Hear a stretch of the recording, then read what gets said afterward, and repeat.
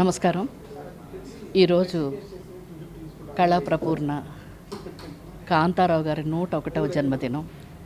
మరి ఈ రోజున వారమ్మాయి సుశీల తనన్నది మాకు ఏ పండగలు ముఖ్యం కాదు, మా నాన్నగారి పుట్టినరోజే ఒక పెద్ద పండగ మా ఇంట్లో, నవంబర్ 16 వస్తే అన్నది. ఈ రోజున ఆ పండగని ఇక్కడ కుటుంబ సభ్యులుగా అందరం కలిసి చేసుకోవడం అన్నది నిజంగా చాలా సంతోషంగా ఉంది. వారి కుటుంబంతో నాకున్న బంధం ఈనాటిది కాదు.